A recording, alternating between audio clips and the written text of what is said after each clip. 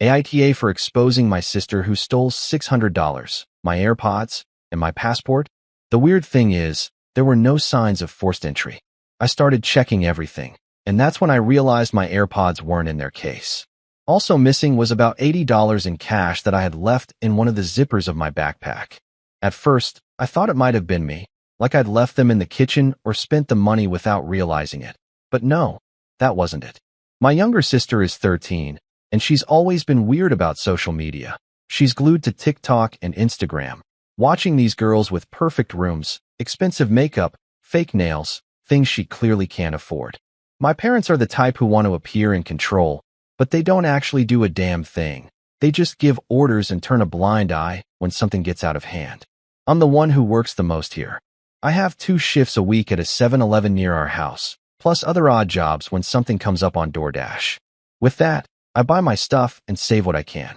Well, that night I went down to the kitchen and saw her there, as calm as anything, watching videos with headphones on, my freaking AirPods.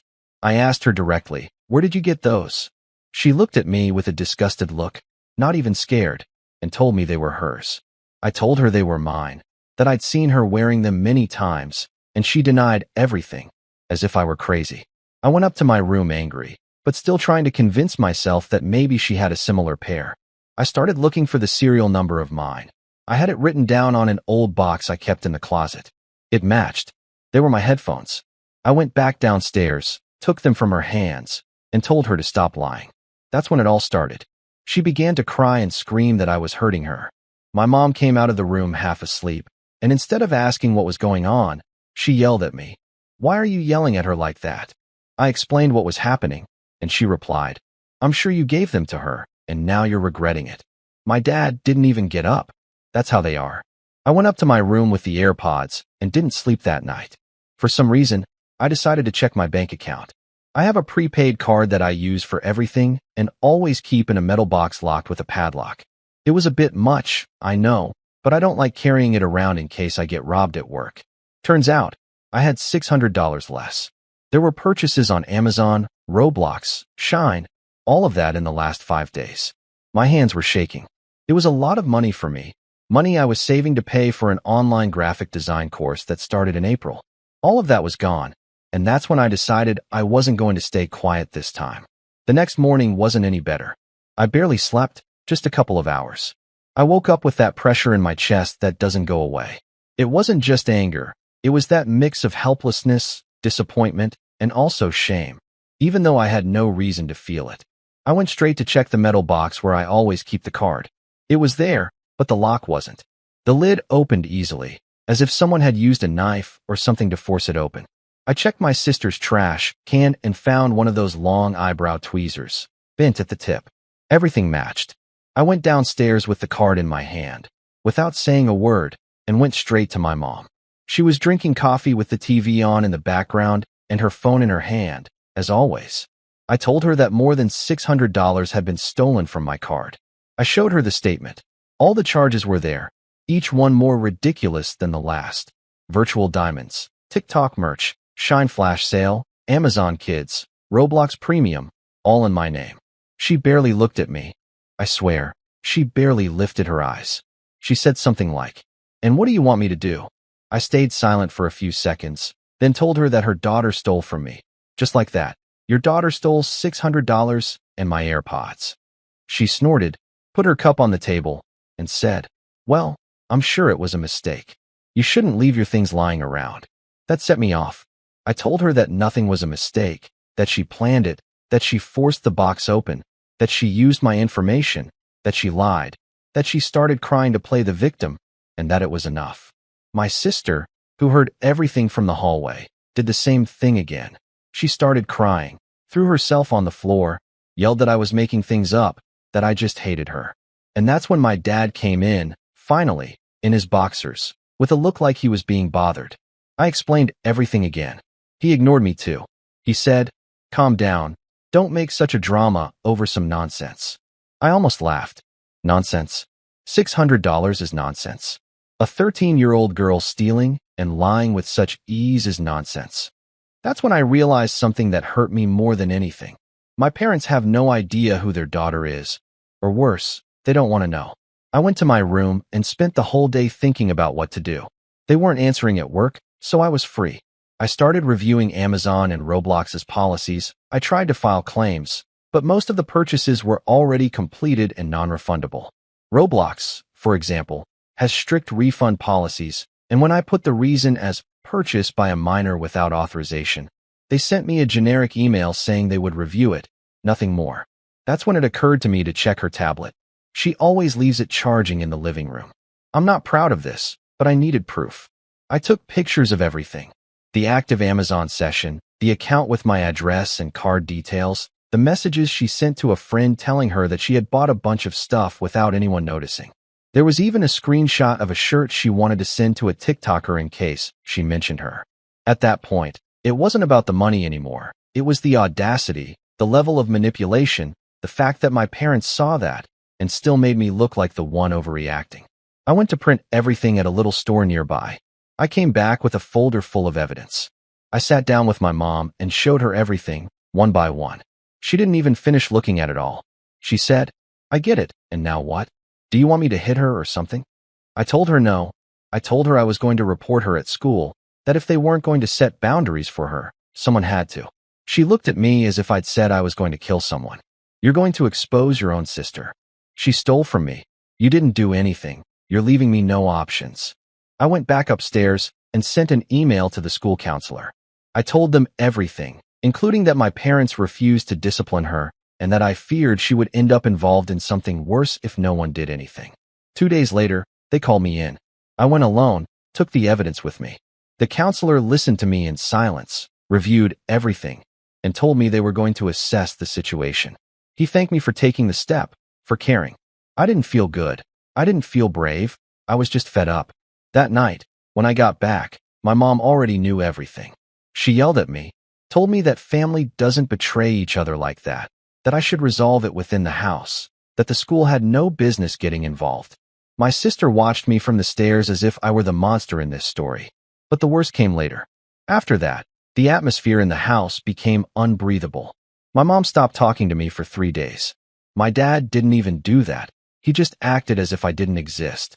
And my sister, well, she started playing the victim at a level that, honestly, scared me.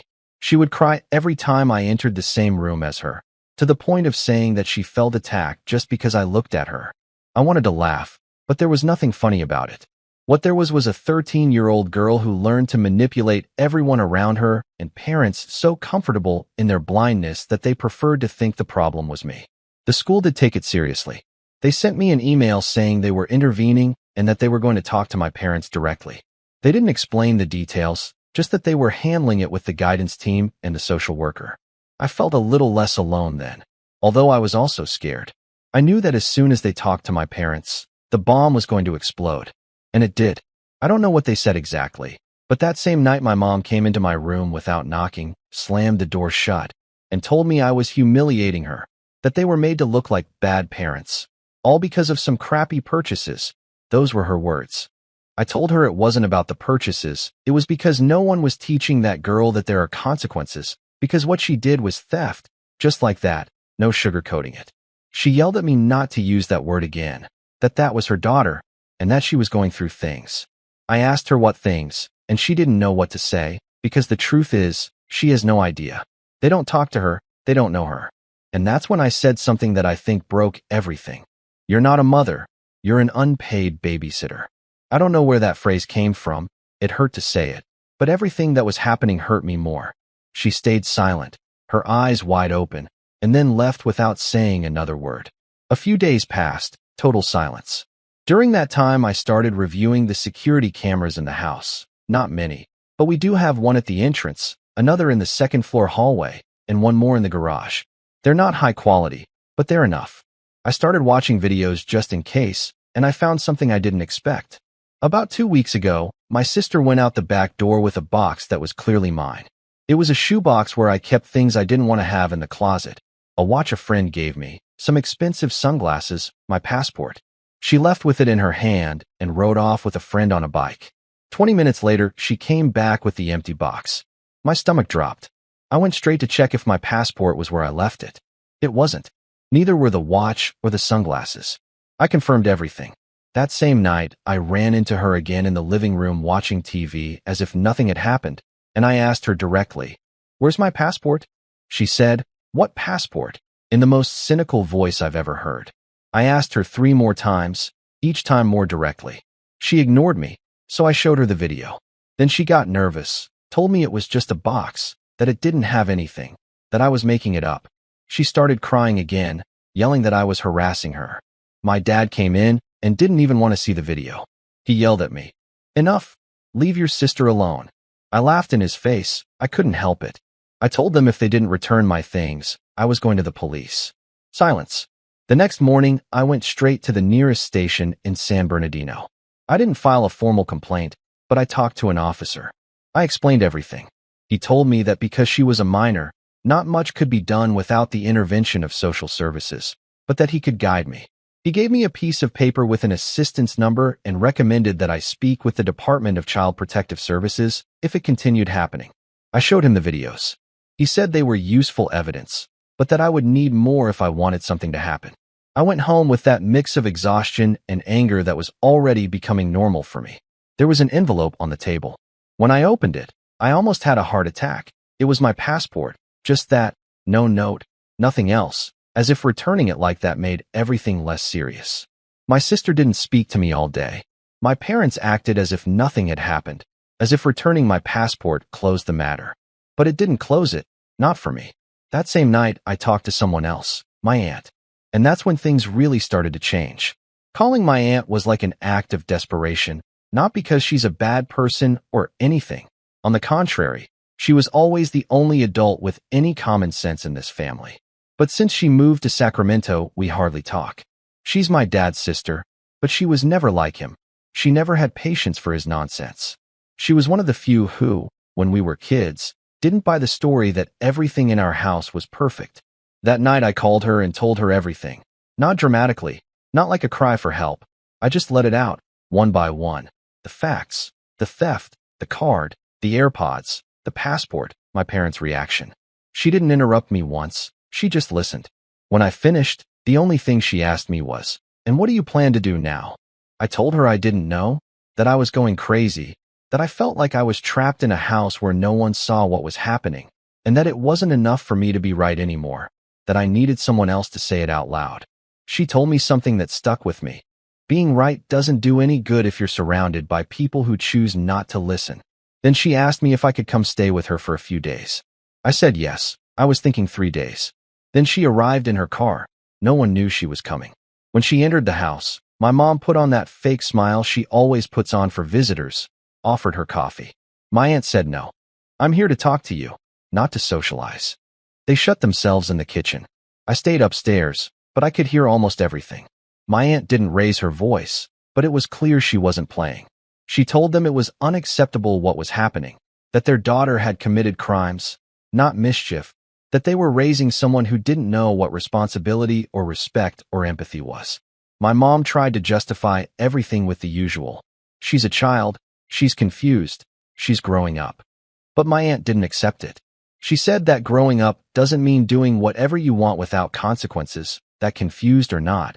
She already knew how to manipulate everyone, and that was their fault. My dad didn't say much. He just repeated several times that they were handling the situation their way. My aunt glared at him. "Your way is to look the other way, and that's not parenting, it's abandonment." After that talk, she came to my room, asked me if I wanted to go for a walk. We walked around the neighborhood for almost an hour. She told me that if things continued like this, she offered to let me live with her, that she didn't have a huge house or luxuries, but that at least there no one would treat me like the enemy for telling the truth. I didn't know what to say. It broke me a little to hear that, as if someone, finally, was offering me a real way out. That night something unexpected happened. My sister came and knocked on my door. She opened it without waiting for an answer and came in. Her eyes were swollen from crying. She didn't speak for a while, just sat on the floor as if she didn't know what to do with her body. Then she said, "Why do you hate being around me so much?" It was the first time she asked me something like that without yelling or lying. I answered without thinking too much. "Why did you steal from me? Why did you lie? Why did you do all that and not even seem to understand how serious it was?" She looked at me as if suddenly understanding something, but she didn't say anything, just lowered her head. Do you know how hard it was for me to save all that money? I asked. Do you know what it means for someone you trust to come into your room, go through your things, take your card, and spend it all on junk? She started crying again, but this time she didn't yell, she didn't make a scene, she just cried. When she calmed down, she said something I didn't expect. I did it because I thought you wouldn't care, that you had more, that it wasn't that much. I didn't know whether to laugh or yell at her, but one thing became clear to me. She had no idea what money was worth or the damage she had done, because they never taught her, because they always treated her like an untouchable baby.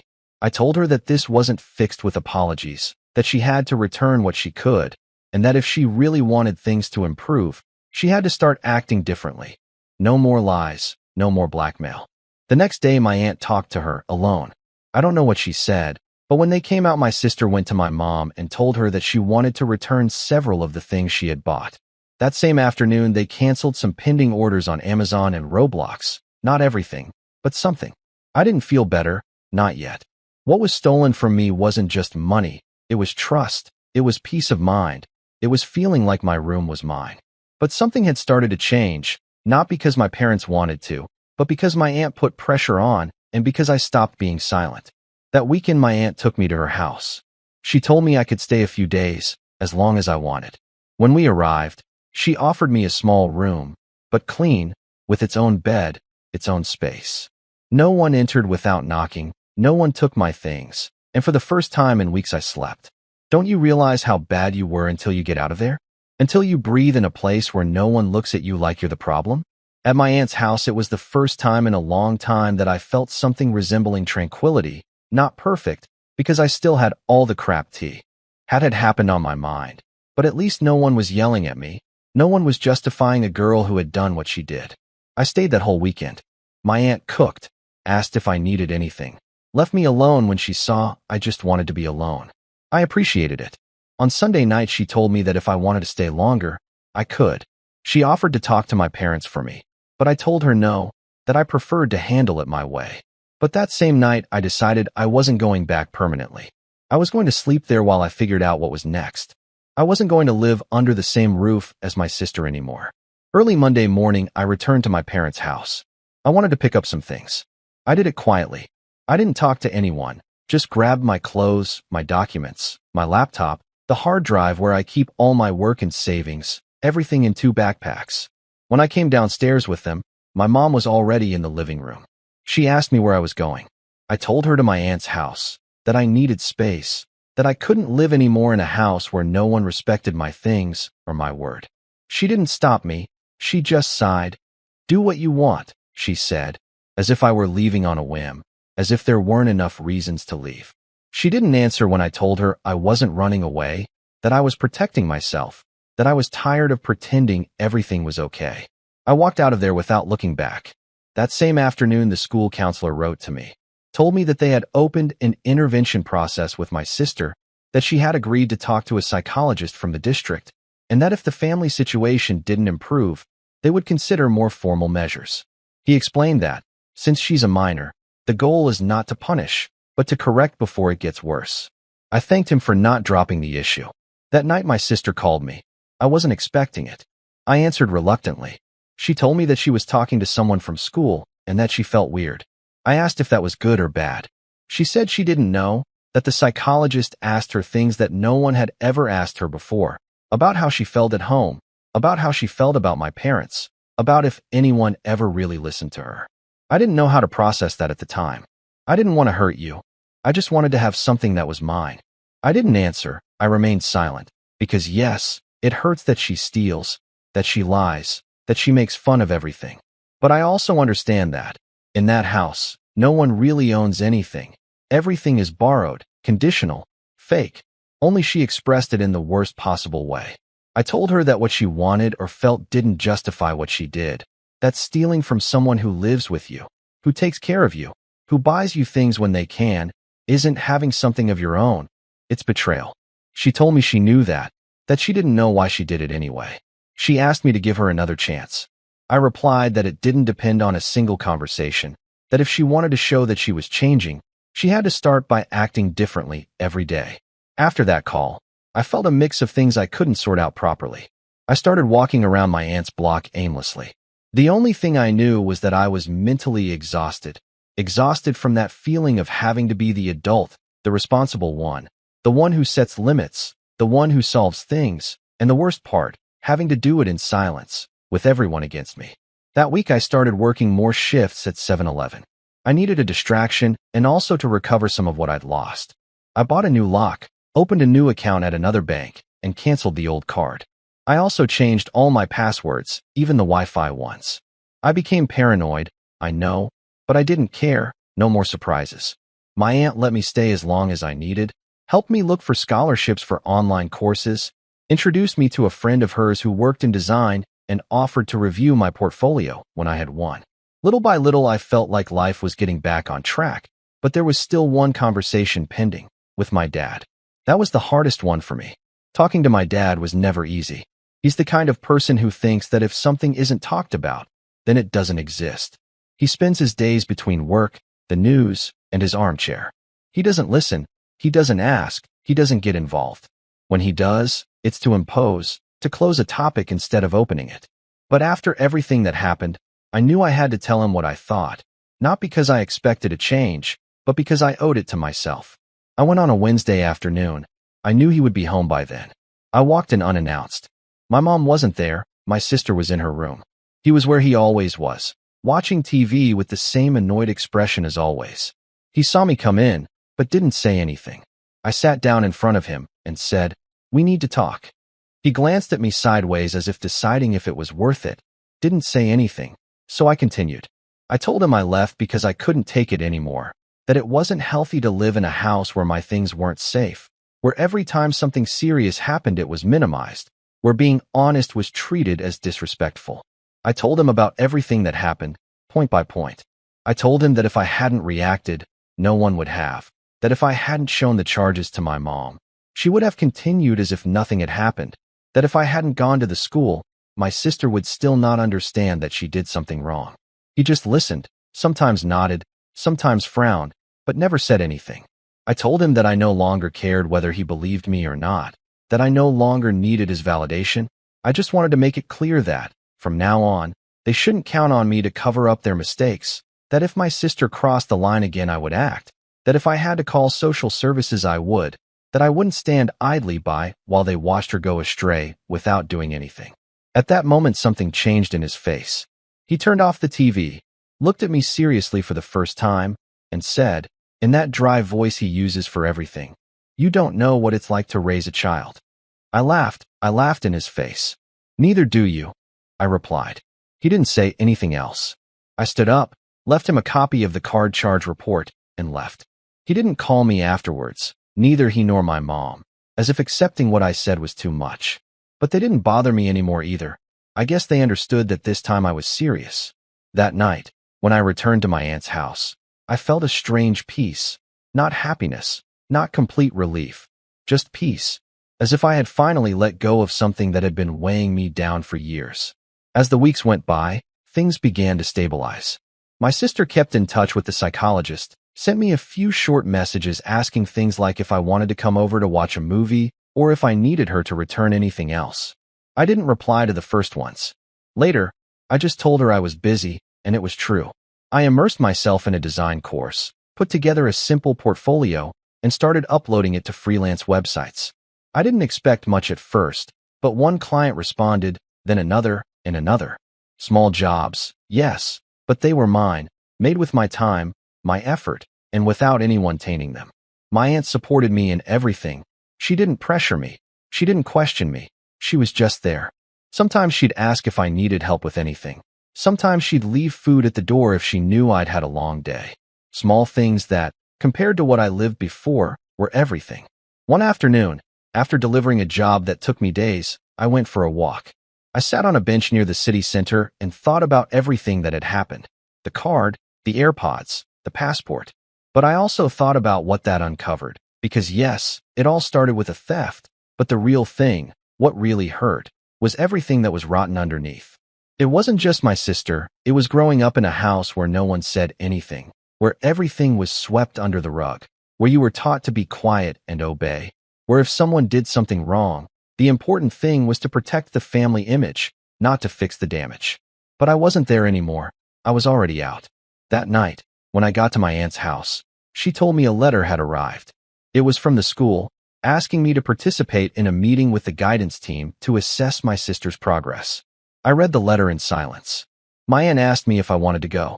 I said yes, because even though I didn't live there anymore, I wasn't going to let everything I did end up being for nothing. The meeting at the school was weird from the start, not because it was uncomfortable, but because it was the first time all the adults involved in this story were in the same place, with the lights on and no excuses to run away. My mom was sitting next to my sister, arms crossed, as if all this was a waste of time.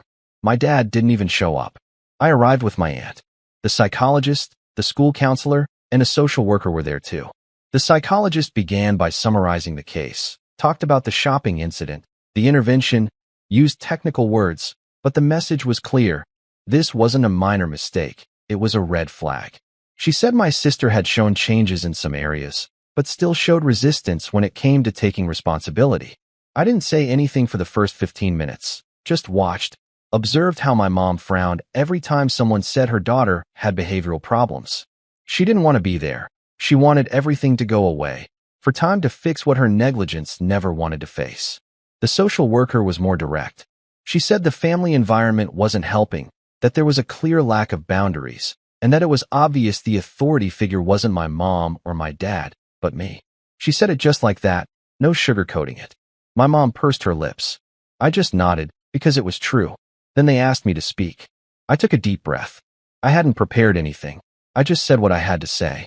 I told them that my sister stole from me, that it wasn't a one-time thing and it wasn't small, that she took more than $600, my headphones, and personal documents, that she lied for weeks, and that my parents did absolutely nothing. That if I hadn't put up cameras, hadn't gone to the school, hadn't acted, everything would have come to nothing. I said that I wasn't that girl's father, that I never asked for that role, that if I did what I did it was because no one else was going to do it, because I was forced to, because I was tired of everything depending on me. And that's why I left, not out of resentment, but out of necessity, to take care of myself. There was silence in the room. No one interrupted me. Even the psychologist seemed surprised. Then she thanked me for being there, asked if I was willing to maintain some kind of relationship with my sister now that I was living away from home. I thought about it for a few seconds and answered honestly. Yes, but only if she keeps changing. If she keeps lying, if she does the same thing again, I'm going to distance myself, because I can't be the responsible adult in a house that doesn't take care of me. My sister lowered her head, didn't cry, didn't put on a show, just listened, and that was already different. After the meeting, while my mom argued with the social worker about whether all of this was necessary, my sister approached me and said quietly, "I don't want to hurt you again." I said, "That's up to you." And I left. In the following days there was silence, no calls, no complaints, but also no more thefts or scenes. And for the first time in a long time, I felt that that was a form of respect, silent, yes, but real. I started focusing more on my freelance work. One of the clients I worked with offered me a bigger project, asked me to design the branding for an online store from scratch.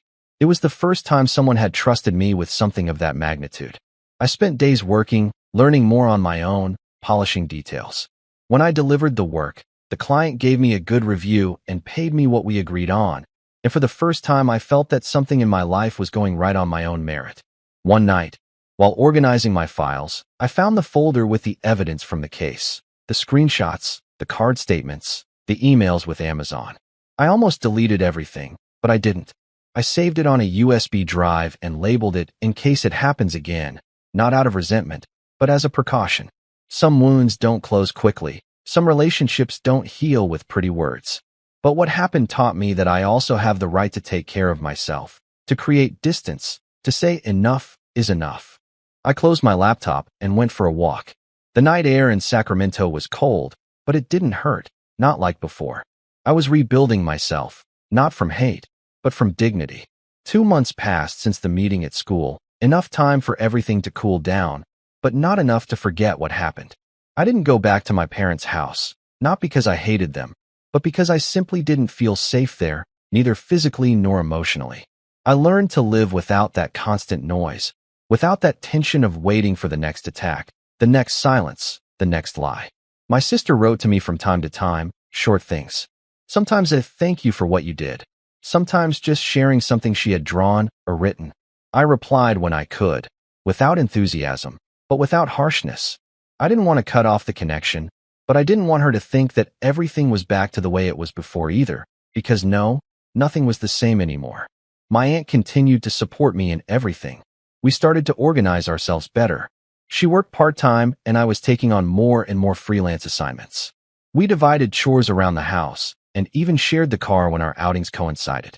It wasn't a perfect family, but at least it was functional, at least it was real. One day the same school counselor who helped me at the beginning wrote to me.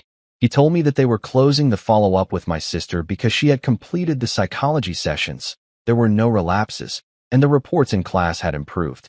He said they didn't know if it was a permanent improvement, but that for now it was progress.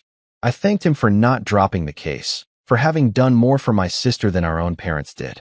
When I hung up, I kept thinking about that, about how this whole story started with some AirPods and $600. But in the end it wasn't about money. It was about a dysfunctional family that had been rotting inside for years, until a spark blew up everything no one wanted to see. The craziest thing is that if it hadn't been for that theft, nothing would have changed.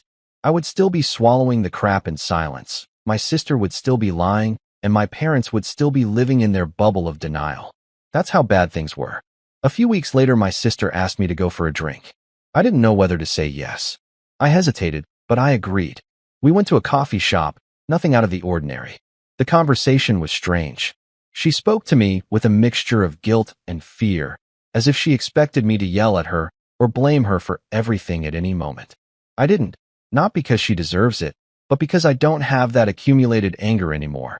I don't carry that anymore.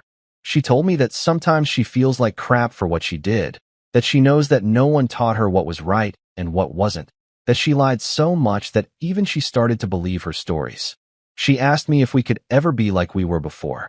I told her no, that what happened broke a lot of things, but that we could start over, differently, from another place, not from blind trust, but from respect, from boundaries, from the truth.